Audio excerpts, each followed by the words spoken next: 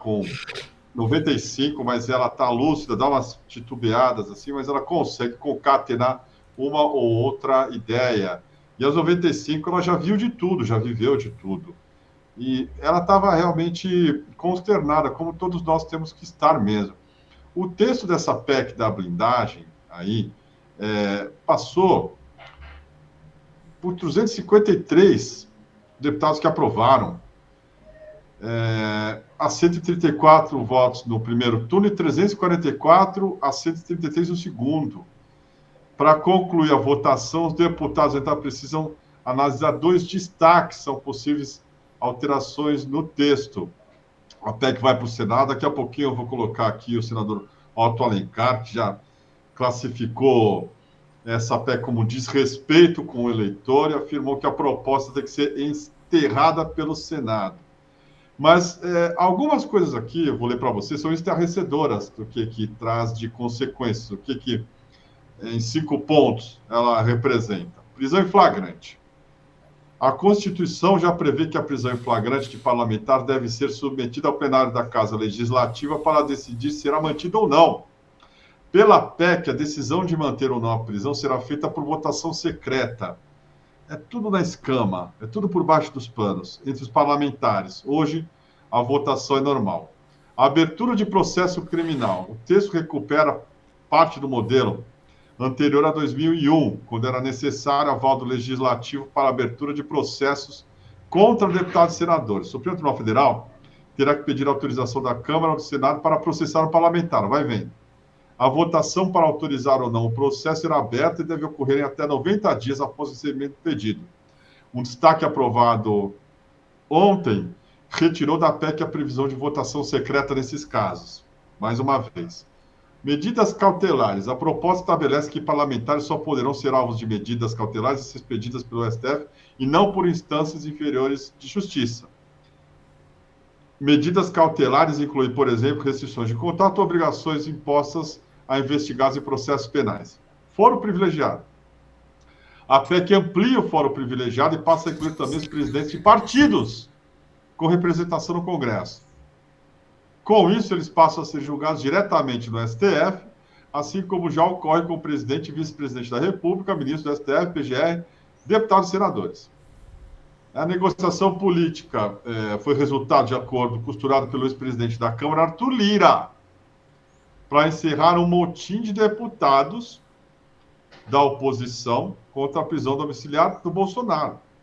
O presidente da Câmara, Hugo Mota, o pequeno, o anão, um duende moral, defendeu o texto com a medida de proteção ao mandato. Aí falou assim, é um texto sem novidades, invencionismo e garante o fortalecimento do mandato parlamentar de cada um dos parlamentares dessa casa. Não é a pauta da direita ou da esquerda. Daqui a pouquinho eu vou falar dos deputados do PT, 10 que votaram, e dos que também se abstiveram. Vergonha, vergonha, vergonha.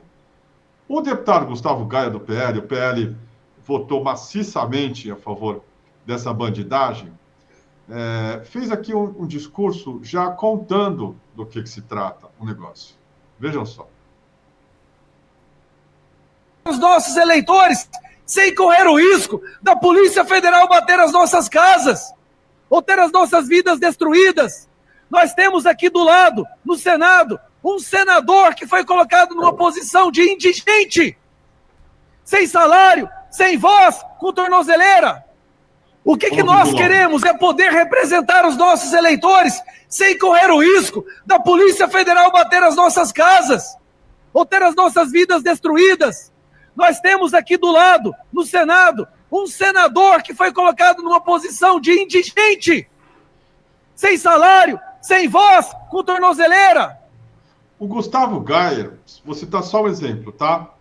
É um cara que, matéria do TCM, nós demos em primeira mão, depois todo mundo repercutiu.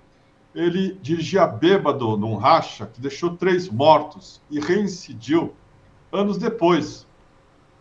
Esse sujeito aí, que em novembro de 2000 matou 3 pessoas que estavam dirigindo bêbado, sem contar outras histórias também de malversação de dinheiro público, está agora querendo um status, claro, de uma casta superior, para não ter a Polícia Federal batendo na porta Quer dizer, é acima do bem e do mal.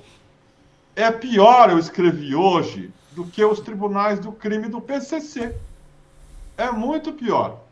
O Tribunal do Crime do PCC é um estado paralelo, funciona, né, nas favelas, funciona nas áreas aí de domínio do PCC. E eles decidem, entre eles, claro, né, regras de conduta, uma ética própria, em que eles matam eventualmente ou dão um cacete em pessoas que, por exemplo, maltratam a esposa, batem na esposa, roubam, enfim, tem toda ali uma lógica de um aparelho que é criminoso, de uma organização, que é, dentro das próprias leis, um jeito de manter justiça. Isso aqui é pior. Isso aqui é para blindar os caras. É para ninguém ser punido. Sendo que, o que acontece hoje? Para quem que é bom isso? Fora essa bandidagem lá e esses personagens, entre eles o Gustavo Gayer, que eu falei. O PCC. A gente teve aqui em São Paulo uma disputa pela prefeitura que tinha um candidato de um partido, o Paulo Marçal, eu estou falando, que tinha um membro do PCC na sua chapa. Isso provocou dentro do partido, tal, umas brigas, tal, mas o que era? Era né, a facção já devidamente institucionalizada e com um candidato, com um sujeito com nome e sobrenome, com CNPJ, por enquanto num segundo escalão ou na vice. Mas nós vamos ver daqui a pouco fulano de tal candidato do PCC, oficialmente, que a gente já sabe que tem. Você imagina, com essa PEC da blindagem, a organização criminosa, PCC, está dando pulos de alegria com essa organização criminosa, que é o Congresso.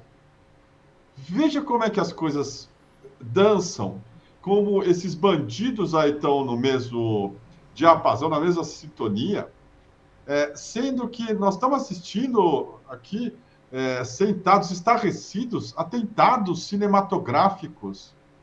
A Faria Lima, em operação ali, né, com dinheiro lavado em postos de gasolina, pecuária, dinheiro lavado com fintechs, e gente lá agora querendo, em nome do Bolsonaro, em nome da anistia, em nome da pacificação, em nome de acabar com o motim, através da mão peluda do Arthur Lira, uma PEC da bandidagem, nesse grau de disfarçatez. O Lula falou uma vez aí, eram 300 picaretas, depois virou uma música do Herbert Viana,